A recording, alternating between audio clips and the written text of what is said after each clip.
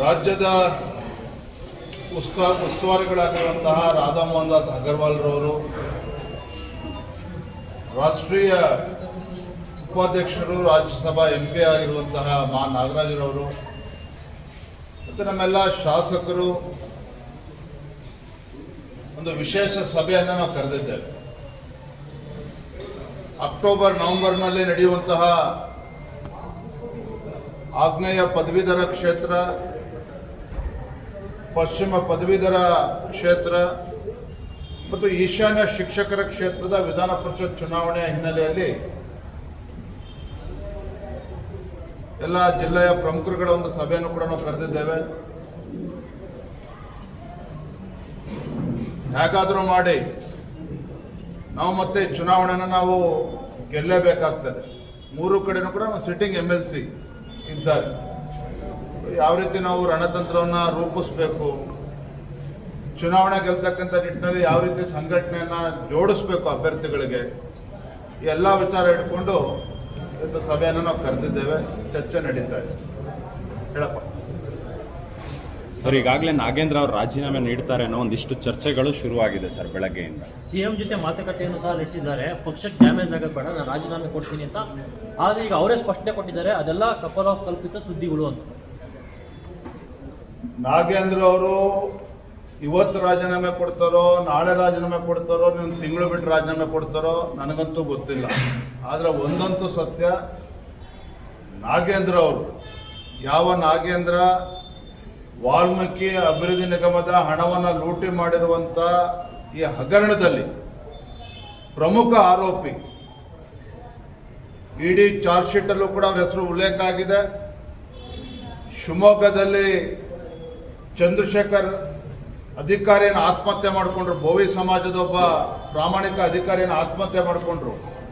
ಅವರ ಡೆತ್ ನೋಟಲ್ಲೂ ಕೂಡ ಅಂದಿನ ಸಚಿವರು ನಾಗೇಂದ್ರರವರ ಮೌಖಿಕ ಆದೇಶದ ಮೇರೆಗೆ ಈ ಹಣವನ್ನು ತೆಲಂಗಾಣ ರಾಜ್ಯಕ್ಕೆ ವರ್ಗಾವಣೆ ಮಾಡಿದ್ದೇವೆ ಅನ್ನೋದನ್ನ ಉಲ್ಲೇಖ ಮಾಡಿದ್ದಾರೆ ಡೆತ್ ನೋಟಲ್ಲಿ. ಡೆತ್ ನೋಟಲ್ಲಿ ಒಬ್ಬ ಆತ್ಮಹತ್ಯೆ ಮಾಡಿಕೊಳ್ಳುವ ಮುಂಚಿತವಾಗಿ ಒಂದು ಉಲ್ಲೇಖ ಮಾಡ್ತಾರೆ ಅಂತ ಹೇಳಿದ್ರೆ ಅದರ ಮಹತ್ವ ಎಷ್ಟಿರ್ತದೆ ಅಂತೇಳಿ ನಿಮ್ಗೆಲ್ಲರೂ ಕೂಡ ಗೊತ್ತಿದೆ. ನಾ ಎಲ್ಲಿ ತನಕ ಹೇಳ್ತೇನೆ ಅಂತ ಹೇಳಿದ್ರೆ, ನಾಗೇಂದ್ರ ಅವರು ತನಿಖೆ ಏನಿಗೆ ನಡೀತಾ ಇದೆ, ಅವರು ನಿರಪರಾಧಿ ಅಂತೇಳಿ ರುಜುವಾತಾದ್ರೆ ಆಮೇಲೆ ಅವ್ರನ್ನ ಮುಖ್ಯಮಂತ್ರಿನೇ ಮಾಡ್ಕೊಳ್ಳಿ. ನಾನು DK ಶಿವಕುಮಾರ್ ಅವ್ರಿಗೂ ಕೂಡ ಹೇಳ್ತೇನೆ, ಅವರು ಪ್ರಾಮಾಣಿಕರು ಅಂತೇಳಿ ಏನಾದ್ರು ಪ್ರೂವ್ ಆದ್ರೆ ಅವ್ರು ಮುಖ್ಯಮಂತ್ರಿ ಮಾಡ್ಲೇಬೇಕಾದ್ರೆ, ಮಂತ್ರಿ ಎಲ್ಲ ಮುಖ್ಯಮಂತ್ರಿ ಮಾಡಲಿ, ನಮ್ಗೇನೂ ತಕರಾರಿಲ್ಲ. ಇಲ್ಲಿ ನಾವು ಭಾರತೀಯ ಜನತಾ ಪಾರ್ಟಿ ನಾವು ಎತ್ತಿರುವಂತಹ ಪ್ರಶ್ನೆಗಳ ಗಂಭೀರವಾಗಿದೆ. ದಲಿತರ ಅಭಿವೃದ್ಧಿಗೆ ಮೀಸಲಿಟ್ಟಿರ್ತಕ್ಕಂಥ ಹಣವನ್ನ ಕೊಳ್ಳೆ ಹೊಡೆದಿರುವಂತಹ ಕಾಂಗ್ರೆಸ್ನವರು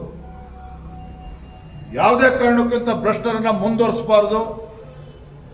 ಕ್ಯಾಬಿನೆಟ್ ಇಂದ ತತ್ಕ್ಷಣ ಕೈ ಬಿಡಬೇಕು. ಇದರ ಸದನ ಪ್ರಾರಂಭ ಆಗುವ ಮುಂಚೆನೂ ಕೂಡ ಹೇಳಿದ್ದೇವೆ, ಅಧಿವೇಶನ ಪ್ರಾರಂಭ ಆಗುವ ಮುಂಚೆನೂ ಕೂಡ ಹೇಳಿದ್ದೇವೆ, ರಾಜ್ಯದ ಜ್ವಲಂತ ಸಮಸ್ಯೆಗಳ ಬಗ್ಗೆ ಚರ್ಚೆ ಆಗಬೇಕು. ಉತ್ತರ ಕರ್ನಾಟಕ ಸಮಸ್ಯೆ ಚರ್ಚೆ ಆಗಬೇಕು, ಬರದ ಬಗ್ಗೆ ಚರ್ಚೆ ಆಗಬೇಕು, ನೀರಾವರಿ ಯೋಜನೆಗಳ ಬಗ್ಗೆ ಚರ್ಚೆ ಆಗಬೇಕು, KPSC ಹಗರಣದ ಬಗ್ಗೆ ಚರ್ಚೆ ಆಗಬೇಕು. ಇಷ್ಟೆಲ್ಲ ಸಮಸ್ಯೆಗಳು ಚರ್ಚೆ ಆಗಬೇಕು. ಅಧಿವೇಶನದಲ್ಲಿ ರಾಜೀನಾಮೆ ತೆಗೆದುಕೊಳ್ಳಪ್ಪ ಅಂತೇಳಿ ಮುಖ್ಯಮಂತ್ರಿಗೆ ಹೇಳಿದ್ರೆ ಬಂಡತನದಿಂದ ಅವರು ಮರಿತಾ ಇದ್ದಾರೆ. ಅಧಿಕಾರದ ಮದದಿಂದ ಇವತ್ತೇನು ಕಾಂಗ್ರೆಸ್ ಸರ್ಕಾರ ನಡೆದುಕೊಳ್ತಾ ಇದ್ದಾರೆ. ಈ ಮದವನ್ನು ಇಳಿಸ್ತಕ್ಕಂಥ ಶಕ್ತಿ ಇವತ್ತು ಭಾರತೀಯ ಜನತಾ ಪಾರ್ಟಿಗಿದೆ. ಇವತ್ತು ಮತ್ತೊಮ್ಮೆ ಎಚ್ಚರಿಕೆಯನ್ನು ಕೊಡ್ತಾ ಇದ್ದೇನೆ ಮಾನ್ಯ ಮುಖ್ಯಮಂತ್ರಿಗಳಿಗೆ, ಹಗುರವಾಗಿ ತೆಗೆದುಕೊಳ್ಬೇಡಿ ನಮ್ಮ ಹೋರಾಟವನ್ನ.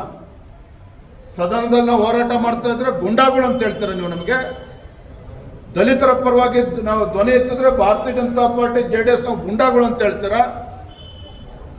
ದಲಿತರಿಗೆ ನ್ಯಾಯ ಕೊಡಿಸುವಂತ ನಿಟ್ಟಿನಲ್ಲಿ ಏನು 187 ಕೋಟಿ ಹಣ ಲೂಟಿ ಆಗಿದೆ, ವಾಪಸ್ ಹಣ ಬರಬೇಕು, ಆ ಸಮುದಾಯಕ್ಕೆ ಸೇರ್ಬೇಕು ಹಣ ಅಭಿವೃದ್ಧಿಗೋಸ್ಕರ. ಹಾಗಾಗಿ ಈ ನಿಟ್ಟಿನಲ್ಲಿ ನಾವು ಎಲ್ಲಿವರೆಗೂ ಕೂಡ ನಾವು ಹೋರಾಟ ಮಾಡಕ್ಕೆ ತಯಾರಿದ್ದೇವೆ.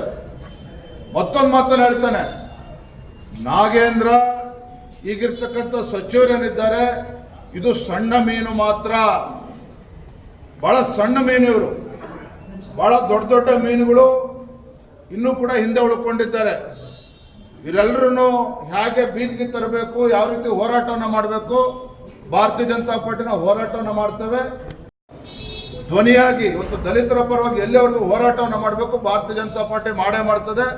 ಆ ಸಮುದಾಯಕ್ಕೆ ನ್ಯಾಯ ಕೊಡಿಸ್ತಕ್ಕಂಥ ನಿಟ್ಟಿನಲ್ಲಿ, ಶೋಷಿತ ಪೀಡಿತ ಸಮುದಾಯಗಳಿಗೆ ನ್ಯಾಯ ಕೊಡಿಸ್ತಕ್ಕಂಥ ನಿಟ್ಟಿನಲ್ಲಿ ಭಾರತೀಯ ಜನತಾ ಪಾರ್ಟಿ ಯಾವತ್ತೂ ಕೂಡ ಕಟಿಬದ್ಧವಾಗಿದೆ. ಹೋರಾಟವನ್ನು ಮುಂದುವರಿಸ್ತೇವೆ. ನಾಗೇಂದ್ರ ಮತ್ತೆ ಹೇಳ್ತಾ ಇದ್ದೇನೆ, ಇವರು ಸಣ್ಣ ಮೀನು ಮಾತ್ರ, ಬಹಳ ದೊಡ್ಡ ತಿಮಿಂಗಲಗಳು ಕೂಡ ಇದರಿಂದ ಇದ್ದಾವೆ. ಬರೋದ್ರಿಂದಲೇ ಒಂದೊಂದೇ ಅದನ್ನ ಸತ್ಯವನ್ನು ಬಿಚ್ಚಿಡುವಂತ ಕೆಲಸ ಭಾರತೀಯ ಜನತಾ ಪಾರ್ಟಿ ನಾವು ಮಾಡ್ತೇವೆ. ಸರ್, ನಾಗೇಂದ್ರ ಅವರು ರಾಜೀನಾಮೆ ಕೊಟ್ಟರೆ ಬಿಜೆಪಿ ಅವ್ರ ಪಾದಯಾತ್ರೆ ಮಾಡ್ತಾರಾ ಇಲ್ಲ ಸರ್? ನಾನೇನು ಹೇಳಿದೆ, ಈಗ ನಾಗೇಂದ್ರ ಒಂದು ಸಣ್ಣ ಮೀನು ಅಷ್ಟೇ, ದೊಡ್ಡ ದೊಡ್ಡ ಮೀನುಗಳು ಇದ್ದಾವೆ, ತಿಮಿಂಗಲಗಳು ಕೂಡ ಇದ್ದಾವೆ ಹಗರಣದಲ್ಲಿ. ನಮ್ಮ ಉದ್ದೇಶ ನಾಗೇಂದ್ರರ ತೇಜೋವಧೆ ಮಾಡಬೇಕು ಅಂತಲ್ಲ, ನಮ್ಮ ಉದ್ದೇಶ ಆ ದಲಿತ ಸಮುದಾಯಗಳಿಗೆ ನ್ಯಾಯ ಕೊಡಿಸ್ಬೇಕು. ಯಾವ ದಲಿತರ ಅಭಿವೃದ್ಧಿಗೆ ಮೀಸಲಿಟ್ಟಿರ್ತಕ್ಕಂಥ ಹಣವನ್ನು ಲೂಟಿ ಮಾಡಿದ್ದಾರೆ ಕಾಂಗ್ರೆಸ್ನವರು, ಆ ಹಣವನ್ನು ವಾಪಸ್ ಆ ಸಮುದಾಯಕ್ಕೆ ಸೇರಬೇಕು. ಆ ನಿಟ್ಟಿನಲ್ಲಿ ನಮ್ಮ ಹೋರಾಟ ಯಾವುದೇ ಕಾರಣಕ್ಕೂ ನಿಲ್ಲೋದಿಲ್ಲ. ನಾಗೇಂದ್ರ ಅವರ ರಾಜೀನಾಮೆ ಕೊಡೋವರೆಗೂ ಕೂಡ ನಮ್ಮ ಹೋರಾಟ ಮುಂದುವರಿತದೆ. ಮುಂದೆನೂ ಕೂಡ ಹೋರಾಟ ತೆಗೆದುಕೊಂಡು ಹೋಗ್ತೇವೆ. Thank you.